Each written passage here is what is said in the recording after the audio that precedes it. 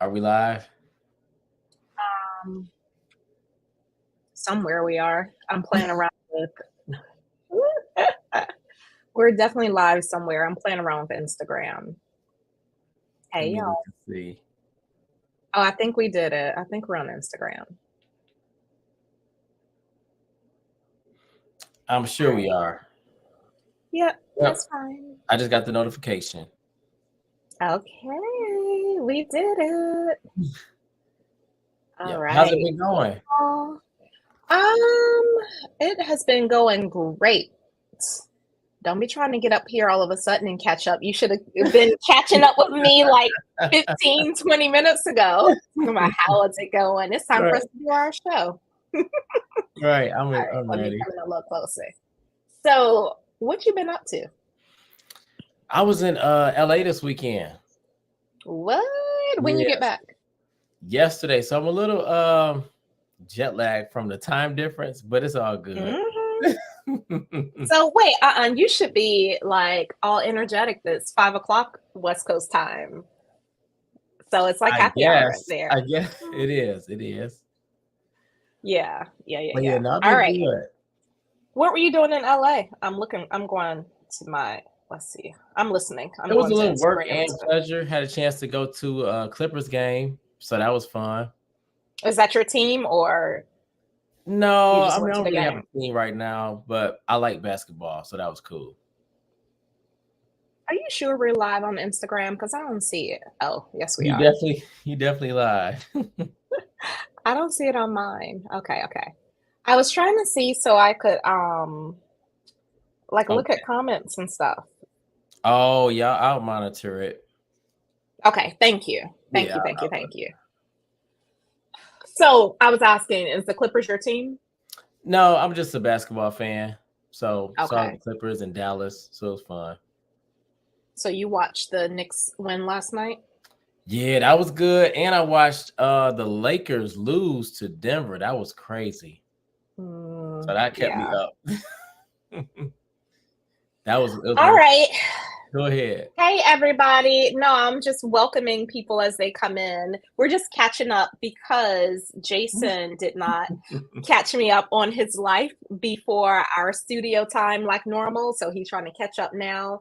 I had to let him get a little reacquainted since we haven't seen each other in a whole month since the last time we did this. Welcome, everybody. If you don't already know, I'm Dr. RJ, licensed clinical psychologist, and I help busy executives optimize their mental health so that they can eliminate burnout, reduce stress, anxiety, all that good stuff so you can actually live and enjoy the life that you worked so hard for.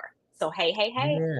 Hey, and I'm Jason Phillips, licensed therapist, confidence expert, and I help professionals improve their self-confidence and eliminate self-doubt.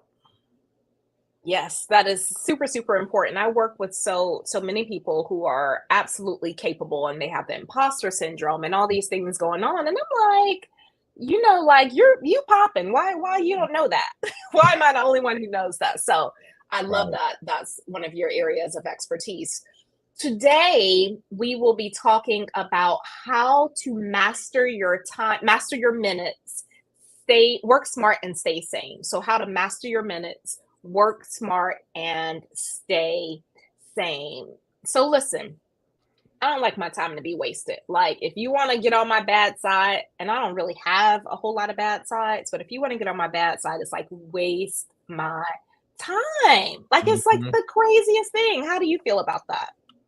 Well, you know what? Somebody told me this last week.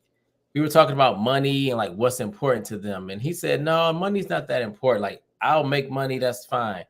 But he said, my time and my health are two things that I really value.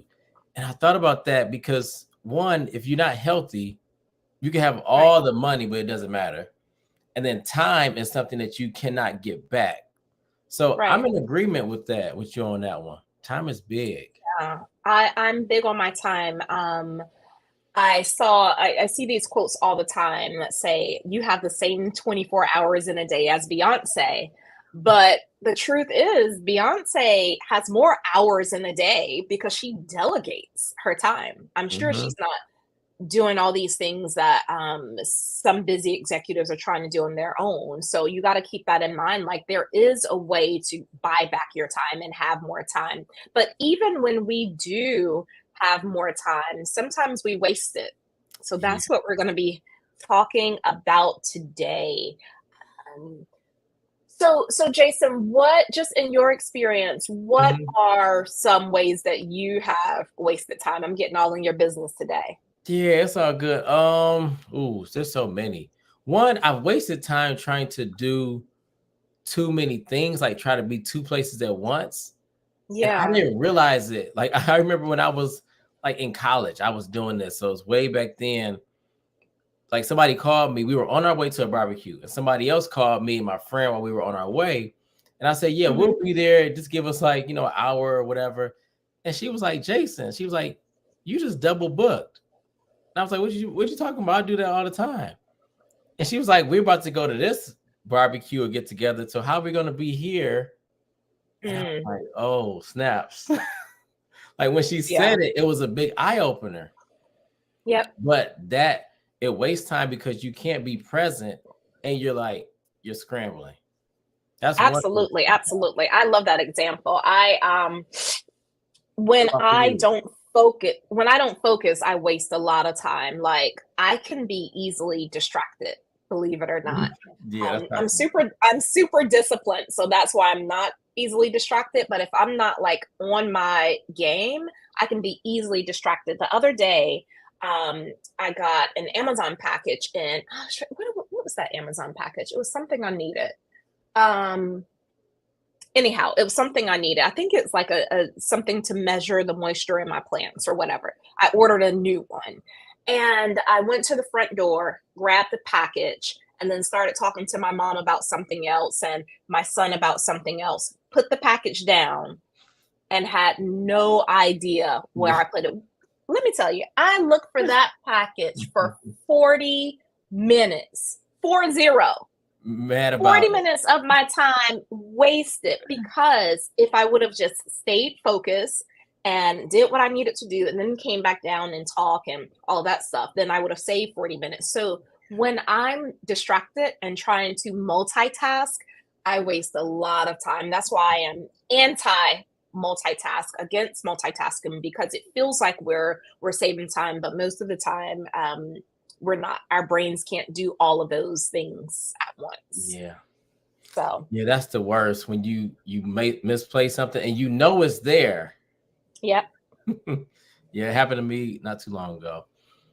I'm like, I just had it in my hand. I'm looking around. Let me retrace my steps. Let me retrace my steps, and still couldn't Mhm. find it. It took forever. So, time wasters. Some of the costs of wasting time, poor time management. One is being disorganized, and when you're disorganized, you're scattered. You can have increased anxiety. You won't get as much done. You'll feel ineffective, and as a Mhm. result of that, then your to-do list just gets longer. So, what happens when we don't master our minutes, then we're wasting time and we end up really not getting anything done at all. Yeah, I was gonna add to that too, like our mood shifts when you waste time. Because Yeah, now yeah, you're thinking, okay, I gotta hurry up. And then depending on where you're going, whenever you get to where you're going, you're not the same person, you don't have the same great yep. energy. And people are like, what's wrong? And you're thinking, like, how long do I have to be here? So it just throws so many things off. Yeah, just by mismanagement of time. And so we have like the poor time management, and we also have time wasters. Mhm. Social media, and this is Oh, ironic because we're on social media, right? But right. social media can be a huge time waster. As much as I love it, I challenge everyone out there to really look at how much time you spend on social media. I don't mean working, I don't mean like really connecting with people. I mean just mindlessly Just scrolling, yeah. scrolling, scrolling. Like, be honest with yourself and do a time tracker. So write down every single time you scroll and for how long you scroll, and do that for 2 or 3 days and see what you come up with. I've done it before, by the way. And as a result, I started putting in blockers. So my social media does not pop up. I can't access it for several hours during the day unless I'm working. And if I'm working, I'll go to my MacBook and do it. I like that. And I will also say, notice how you feel after you engage in all the scrolling. Because Yeah. sometimes, if I'm scrolling and maybe I'm looking at something, I'm like, oh, I wish I had that, or I wish I was there. I don't get done scrolling feeling energized all of the time. Oh, that's a good point. Yeah. Yeah. So kind of pay attention to like after you're looking at whatever, how are you feeling? Are you feeling more motivated, or are you now feeling like you need a nap? Are you feeling like you've been comparing yourself? Kind of check in so that way like with real evidence in time, is this helpful or not? And a lot of times after all that scrolling, you feel exhausted and aggravated about people you don't even know. Right. So it happens. It happens to the best of us. And so we're talking about this because time is our most precious commodity. And Jason and I want to make sure that we're sharing like real life strategies and tips with you all so that you won't waste your time and that you can master your minutes and be more productive and get to live in the life that you've worked so hard to live. A lot of times when I talk to executives or leaders or high performers, they have a lot of guilt about wasting time. And something that I share, like, don't feel bad about it. Just get disciplined. And so often high performers feel like they have to be motivated and do things naturally. And I'm like, no, there's a lot of things I do I'm not motivated to do. Right. And so I just want to tell everyone out there, don't rely on motivation. You want to rely on discipline, automations, and routine. Right. So you master your minutes by relying on discipline, automation, and routine, because your feelings are going to go up and down. They're like waves in the sea. They come and they go. I'm a July Cancer. I have 89 feelings per day. Right. They're all over the place. They range from whatever to whatever. And if I relied on my feelings to manage my time and master my minutes, I wouldn't get anything done. Nothing. So discipline, automation, and what was the other thing I said? Discipline, don't worry about it. Automation, and it was not delegation. I was going to add delegation. Okay, talk to us about delegation.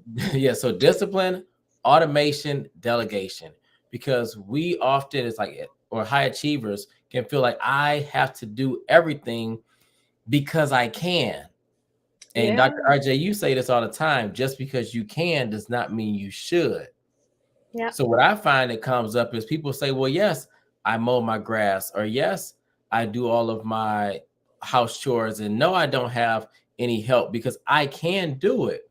But then when we look at the cost of that, how much time do you take away from your family, your personal needs, your own health, because you're trying to do everything? So let's add delegation in that too. One thing. Okay, so tell me the three again real quick. I'm gonna post it for us. What did we say? Okay, 3. So we got automation, discipline, and delegation. Look at us. We're a good team. All right, I'm gonna put it up here. You keep talking. Yeah, we got to delegate, and we have to delegate and be okay with it, because like things like what you're doing now, if we don't delegate some of the tasks, I love your assistant. They're great, reaching out and vice versa, because if we try to do everything, we will overwhelm ourselves. Yeah. And the book, I'll give y'all a book to read too, that really helped drive this all the way home for me, was Who, Not How. Oh, yes. That's a good one. Yeah. So I'm sure you've read that one. And he breaks it down in such an easy but powerful way of how you should not be doing everything, but find out who can do it for you so you can do the things that you want to do at the highest level possible. Absolutely. There are a lot of great books on time management. My favorite is Free to Focus by Michael Hyatt. Okay. I swear by Free to Focus, and it is definitely a great book. So check it out for sure. I listened to it on audio, and it was Mm, so good I had to actually buy the physical copy so I could go and take notes and highlight and that sort of thing. So Who Not How and Free to Focus are two books that we've both read, we both enjoy. We mhm, recommend to help you with time management and mastering your minutes. And again, it's not about motivation. It's mm, about automation, discipline, and delegation. So, some of we're going to give you all some strategies on exactly what you can do. Some of these strategies will work for you, some of them won't, but try them mhm. all and find what works into your flow of life. So, Jason, you want to start with strategies? I can start. It doesn't matter. Go ahead. I'll let you start. Okay, so I often talk about the art of balance. So I've created a framework called the art of balance. And actually, you know what? I hadn't done this in a minute. Oh Let yeah. me give y'all a free gift. Haven't done that. All right. So if you would like the summary of the art of balance, and you don't have to take a gazillion notes right now as I go over it briefly, just text art of balance to 833-451-4258 for your free art of balance guide. So the art of balance is authenticity, relentless rest, and time consciousness. So today, obviously, we're just going to talk about time consciousness because we're speaking on mastering your minutes. Part of time consciousness is just being aware of what you're doing. Often we do things on autopilot, and not in a good way, right? I don't mean Mhm. like automation, but I mean autopilot where we're not present or mindful of what we're doing. So it's kind of like um, you're driving home and thinking about something else, not paying attention, pass your exit. Actually, let me Uh, give you a real example. I'll give you a real example. I was on the highway the other day, and I live in Atlanta, right? So y'all know, oh like no. sometimes if you miss a certain exit or get off in the wrong place, it's over for you.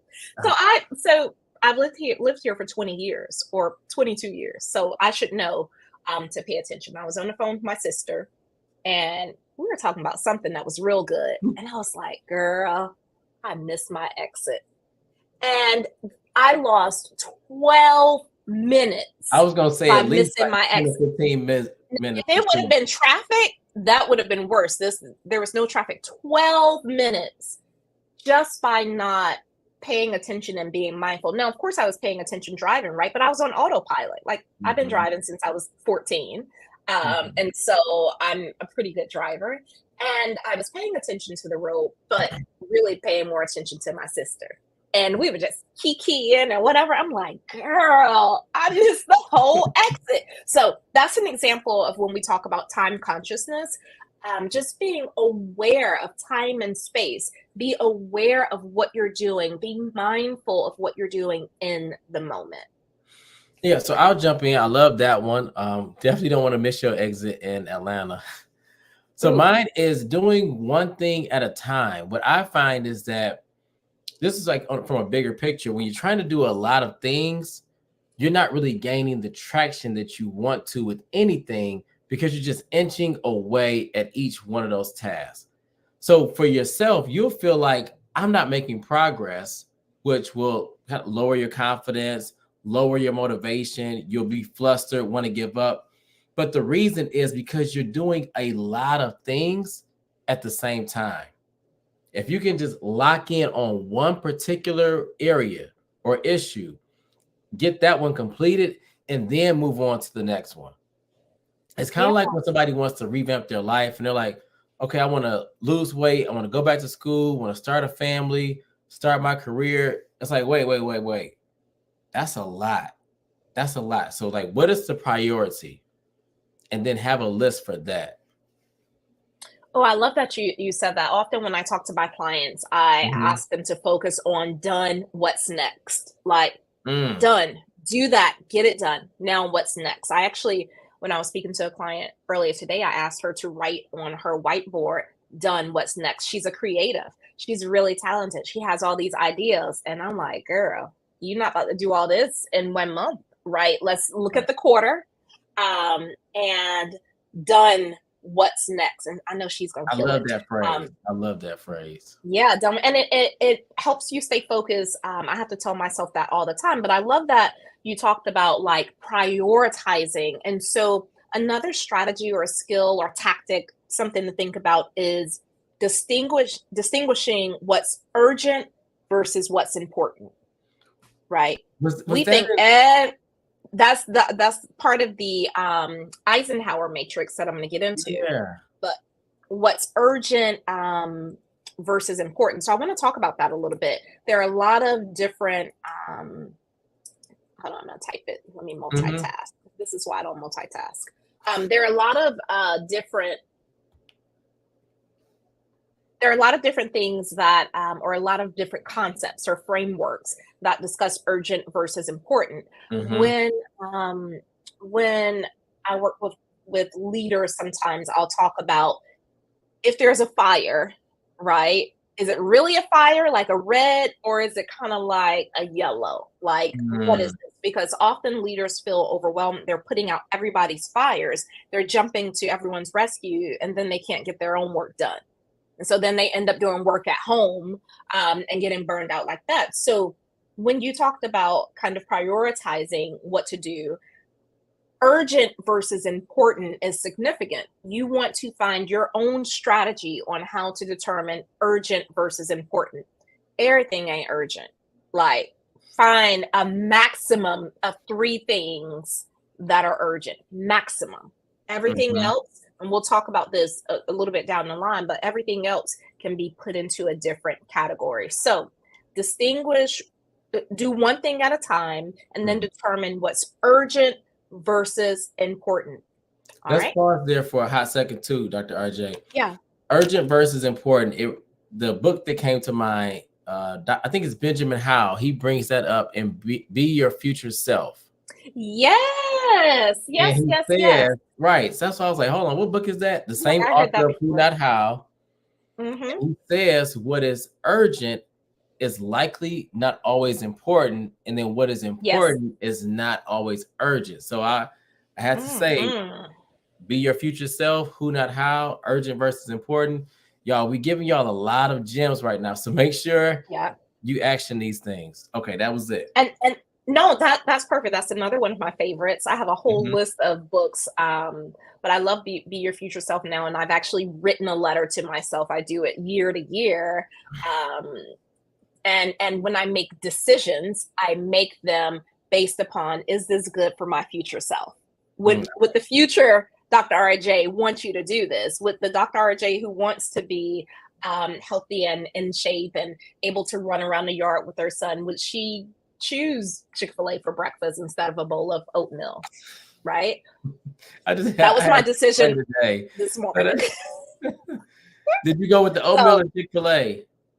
Oatmeal. Okay, I had oatmeal yesterday. I had Chick-fil-A today. I'm gonna get some Chick-fil-A tomorrow though, because my future self would want me to have some balance. Right. So go ahead. I'm sorry. No, I was gonna go to the next one, which is have a simple routine. Yes. This will help you with time management. When you think about bedtime routines, your nightly routines, we have it, but we have it simple. And I think that helps. So okay, I'm brushing my teeth, I'm flossing, I'm doing mouthwash, I'm doing my hair, and it's like you have an order for it. And what helps is now you can stay disciplined. You don't have to delegate because you're doing it yourself, but you can keep up with it. And the more you do it, the more you say, you know what, I can do these things. And sometimes we feel overwhelmed we feel like, I got so much to do. I don't feel like getting ready. But keep it simple, sweet. We've all heard that before. And the more simple you can make it. I heard keep it simple, stupid.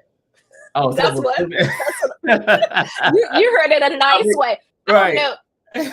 Some teacher. I remixed it, yeah. But yeah, Well, I keep it went to simple. public school, so that's what the teachers used to tell us in Keep it simple, school. stupid. Yep. Simple, stupid, simple, sweet. Make it work, y'all. Like when we get on here, you have streamlined it with StreamYard, right? So it's simple and we're live everywhere. So it's easy for us to keep it going. Yeah. Yeah, simple routine. There's genius in simplicity. Mm-hmm. Often we make things complex, and when it's unnecessary, there's genius in simplicity, and that's how you definitely get things done. So I love the strategy of having a simple routine, and it also helps or goes along with the automation piece. And so as we're talking about a simple routine, some of you may be saying, well, my life is complicated. I got a whole lot to do. I have a whole to-do list of things. I'm a mom, I'm a wife, I'm a CEO, I'm running a business. I volunteer for my church and my sorority and the kids' school and all the things, right? And then Mm-hmm. for the men, same thing. If you're saying that, then it may be difficult to think of a simple routine. So I have a strategy for you as well. It's called the Eisenhower Matrix. Now, a lot of you may have heard of the Eisenhower Matrix. It's one of my favorites. And as I was creating the Art of Balance framework, the Eisenhower Matrix really popped out. I did a lot of reading, a lot of research and studying about it.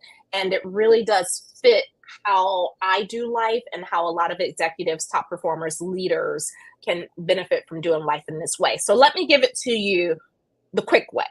So the Eisenhower Matrix, and you can Google it. There is an app. There's all the things you can do with it, but we're just going to keep it simple today for the sake of time. So you have 4 categories. There is your do, delegate, schedule, or delete.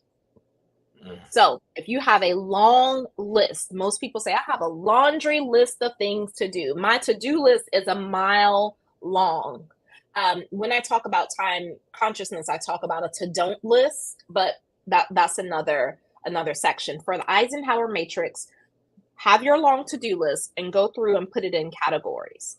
So what must you do, right? What must you do first? Right. Then what can you delegate? Then what can you schedule for later? And what can you delete? And so as you were talking about making things simple, a lot of things we can delete because we're making our task, our days way too complex, and it's just not necessary. Just like, you don't got to do all that stuff. It's too much. Just delete it. So yeah, I that's love the it. I Eisenhower love it. Matrix. It's one of my favorites. It coincides with what I was going to give for our last one, or my last one was audit your time, but you can leave it up there because essentially as you audit your time, that's what you would look at. What do I need to do? What do I delegate? What do I schedule? And what needs to be deleted? So that's so funny. We were thinking along the same lines. Yep. So let me tell y'all, we didn't prep for this. Like, Yeah. I was like, hey, Jason, can't wait to see you. And he's like, I'll see you later. That's not what happened. Right. So we did not prep for this. It's just we do this every day. We've been doing it for years. We're masters at our individual crafts. And so I love that when we talk about these topics, we have our own way of doing it, but it's still along the same line, which reaches more of our audience in that way. So time audit. Go ahead and keep talking about that. Yeah, you want to audit your time. You really want to take a look at where are your time snatchers? What are the things that you're doing where if you take a step back and you look at it, I don't need to do this anymore. I can ask someone else to do it. Maybe it does not need to be done. It's not serving the same purpose, but you may find yourself continuously running into the same problems. So by auditing your time, you can really look at where is your time going? What's keeping you stuck? What's holding you up? And you can't just do that by just thinking about it. Sometimes you literally have to walk through your day and pay attention, be mindful of, oh, wait, I'm spending this much time on social media, or I'm doing spending this much time on housework, maybe I should really look into asking for help or hiring some help. Because I found that that's the biggest one with high achievers. We do things that we know innately. I can ask somebody else to do it, and they can maybe even do it better than you. So you Yes. can, right? So you can stay in your zone of genius, and it keeps everything, everybody happy. I often think about, I'm going to put a basketball analogy on here. You think about Michael Jordan and you think about LeBron James. Often they look at who's the better person. Now, LeBron can play 5 positions, but Jordan was so great at his one position, like he's hands down the greatest shooting guard. And I think when you think about, you know, auditing your time and trying to do everything, LeBron is still dope. Don't get me wrong. But Jordan just locked in and solidified himself as the greatest hands down because he knew this was his zone of genius. I love that. So just because you can do everything doesn't mean that you should. No. And you can set yourself apart by locking in on one thing, which is why, Jason, I don't do laundry. Like, that's not my zone of genius. I know how to do it. I know how to get my son's baseball pants white. I don't do all that. Like, somebody else can do it and they can do it better. And I don't like to. And it frees you up to do stuff that you do want to do. Yeah. I don't go to the grocery store. I don't fool with the grocery store. A lot of people are like, oh, I love the farmer's market, whatever. Well, that's different because that's self-care. If you love the farmer's market, that doesn't count as a chore. That's like self-care. Like, I don't really fool with the grocery store, but I can go in the garden section of Home Depot and stay for 2 hours. Like, with no issue. Like, I actually just did that, right? So it's about auditing your time to understand what's valuable to you. That's why it's so important that we talk about this topic of how to master your minutes so that you can work smart and stay sane. You want to really maximize your quality of life by being focused, being present, and really thinking about what matters to you. Don't compare yourself to the next person. Don't be like, Dr. RJ don't do laundry, so I'm not either. If you love folding your clothes, right? You love folding your clothes, then do that. So I think we've done so many, we've had so many conversations, but I feel like this is one of the most simple, stupid, impactful ones that people will have a lot of gems for a minute to like implement. Absolutely. We dropped a lot of things for you all. Share it, watch it over and over, take some notes. I mean, I think that's it. We kept it simple. We have some tangible, easy to implement tasks for all of you. So I implore you to choose one and do that consistently. It's done. What's next? Yeah. Love it. All right, y'all. Thank you. We'll see y'all soon. Bye.